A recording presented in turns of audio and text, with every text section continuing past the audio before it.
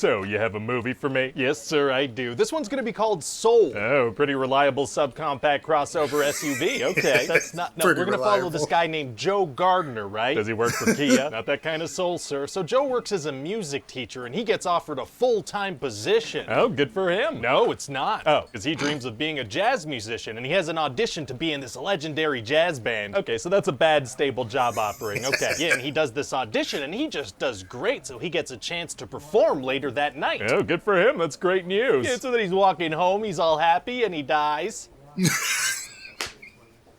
he dies. He dies. He falls into an open manhole, and he's deceased now. He's a dead guy. What do you mean? Well, he fell and died immediately, so probably some head trauma, something like that. Maybe his neck snaps. He dies immediately, so it's got to be pretty traumatic, you know, dead on impact. Oh, my God. Yeah, and so his soul's on this conveyor belt thing now because of the fatal trauma. Right, okay.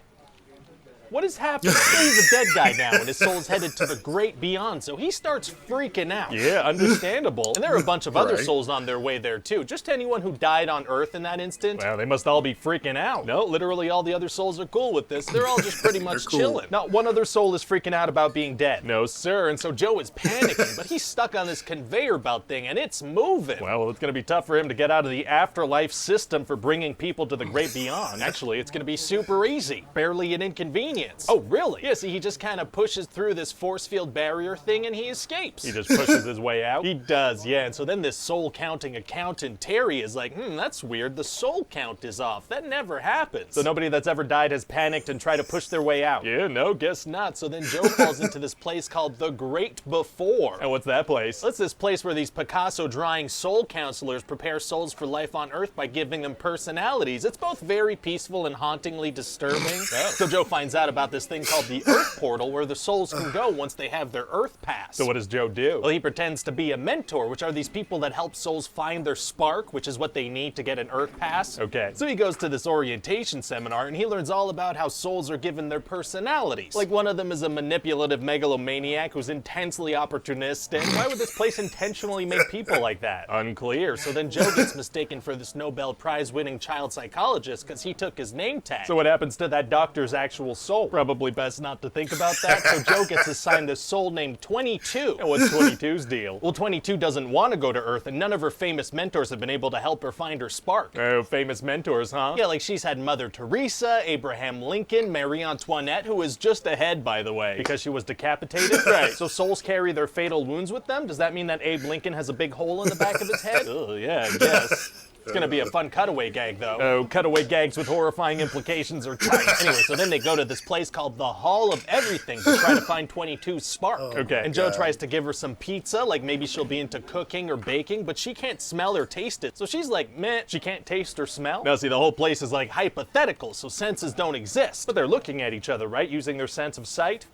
Dang it. So anyway, then they go to this place called the Zone. And this is where people go when they get into like a flow state or if they're meditating. Oh, interesting. And so they go talk to this guy Moonwind who's in there. And how did he get there? In a way that hopefully only parents will understand. Gotcha. And so his body is actually physically in New York, just a couple of blocks away from where Joe's body is. He could have been anywhere on the planet, but he's a couple of blocks away from them. Yeah, that works for me. Okay, thank God. So then he does this Yeah. ritual thing, and then this is gonna turn into a body swap comedy for quite some time. What? Yeah, Joe's soul goes into a cat's body, and 22 goes into Joe's body. Well, what happens to the cat? Oh, well, we're gonna cut away and show that the cat's soul is headed to the great beyond, so it's gonna be pretty funny. The main characters just killed a cat, but in a funny way. So then Joe and 22, they start freaking out a bit. Isn't Joe's body, like, severely injured? No, he's all good now, but Right. he fell so hard that he died. Well, technically, his soul is in a holding pattern, but yeah. Right, so he's gonna have like a cracked skull or a broken bone. No, he's all good now. Okay. So then they go see that conveniently placed Moonwind guy, and he's like, I can do a ritual to put Joe's soul back into his body before the big jazz show tonight. Oh, wow, wow, wow, wow. So then Joe, as a cat, tries to give himself a haircut, but he messes it up because he's a cat. Why would he try to do that? I don't know. The guy wears a hat all the time. I'm just filling up some screen time. Oh, okay. And then later he rips his pants, so he's got to get his pants fixed. And that just kind of filling up the midsection of this movie. I don't know. I feel like that don't Great know. Before place sounded really interesting. Yes. Maybe we could spend more time there. Exactly. Yeah, no, instead we're going to spend a lot of time on this body swap haircut pants ripping thing. Well, okay then. Anyway, Anyway, so eventually it's time for them to go back to the Great Before, but now 22 likes being on Earth. Oh. But then they do go back and they realize that she has her Earth pass now. Oh, so her spark was living on Earth? Something like that, yeah. So then Joe uses the Earth pass to go back into his body. Oh, good for him. So he does his jazz show? He does, and it goes great, but then he feels empty inside. Oh, samesies. Yeah, he thought it was supposed to be his purpose, but then he looks at all this random stuff that 22 collected when she was him, and he realizes that enjoying life is what's important. Nice, nice, nice. So he plays some jazz and gets back Nice, into the nice. zone and tracks her down. Oh, he does? And then he basically sacrifices himself so she can go down to Earth and live a life. Oh, a very generous sacrifice. Right, and now he's back on that conveyor belt elevator thing, and now he's at peace. Wow. And then one of those soul counselors pops up and is like, hey, we decided to give you another chance on Earth because you were inspiring. Oh, we're kind of backing away from that sacrifice. Okay. Yeah, well, it's a nicer ending this way. That's true, and it is an important message overall. Yeah. Wait, what do you mean? I think it's important for kids to understand that, their loved ones that died, first of all, didn't try hard enough to come back and also weren't inspiring enough. Oh, that's not A very nice message. Okay, so what do you think? Well, it sounds like an interesting movie. I'm just kind of wondering what happened to the body of that dead cat. All right, well, actually, when Joe goes back into his body, we're going to see that the cat is back, too. What? I mean, they say the cats have 9 lives, so it kind of works. So we're saying that whenever a cat loses one of its 9 lives, its soul is replaced by a completely different soul? Like the body keeps living, but the soul is just replaced entirely. Oh, please stop finding horrifying implications in my cutaway jokes. Are we going to explain the 9 Cutaway lives jokes. thing, or the cat's just going to be alive again? The second option. Feels like people are going to have some questions about that. I don't think so. But maybe, but probably. Well, if they do, we can explain it online or something, but they're going to get it. All right, that was great. I love that.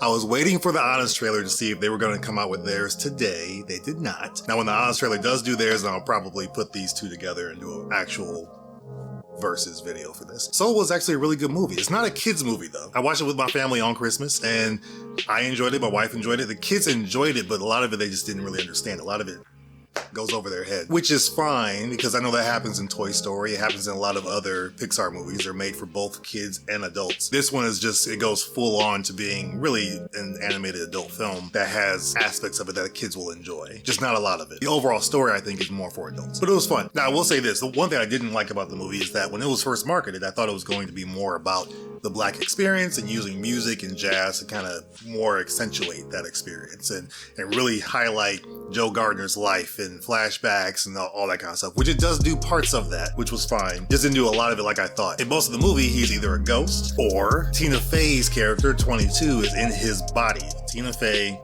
a white woman, is in the body of a black man. And it was just weird. And then Jamie Foxx's character is in a cat. So there's a lot of the movie where Joe Gardner, you see him, but he's not really him. Like the cat's speaking to him and telling him things to say to his mom and all that kind of stuff. So it's not really Joe Gardner having these experiences. I know he's an older guy and he's lived most of his life, whatever. He's still dreaming to be a jazz musician, which is cool. But a lot of the movie, as far as a lot of the heart-wrenching moments, I say that lightly because this movie wasn't much of a tug at the heartstrings like I thought it could be. Like other films like Coco or Toy Story 4 or even 3, or just other Pixar films that do it so much better. Like Inside Out. I thought Inside Out is like one of the best Pixar movies for me when it speaks to just the experience of, the things that we hear in our heads sometimes. Kind of like the let your conscience be your guide, Pinocchio style stuff. Like, this is what it looks like in our brain. We have different emotions that kind of take over when they need to. And it gave a visual representation of that. That was awesome.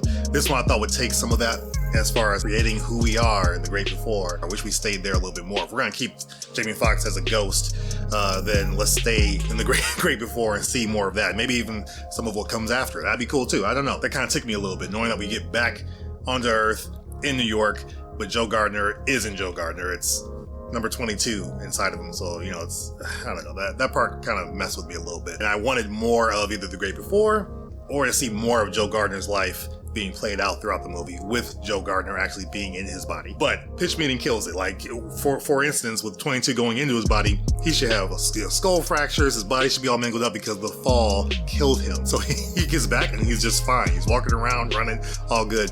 That's when the Pixar kids version kind of comes into play. It doesn't really show the aftermath of what that really should have looked like. But again, still a fun movie. I enjoyed it. There's more I can kind of go into when it comes to this movie, but I'll keep it light. Let me know what you guys think of Soul if you've seen it on Disney Plus. It was out December 25th. It's still on the platform, so check it out if you haven't. I think it is still pretty good. Again, it's not really a kids movie. I don't think kids will really enjoy it as much as they do enjoy other films like Toy Story and the like, but it's still a good movie. If you enjoy this content, let me know. Like this video. That's one way you can let me know. So like this video, share it with somebody if you think they'd also enjoy the content. Before you go, check out some of our more popular pitch meeting and honest trailer reactions. We've got a slew of different videos you can check out there. Then check out one of our more recent videos to let me know what you think by liking and commenting. I always reply to different videos no matter when you watch it and when it comes out. So let me know what you think. But if by chance you've seen all that already, then I'll see you guys in the comments for this one.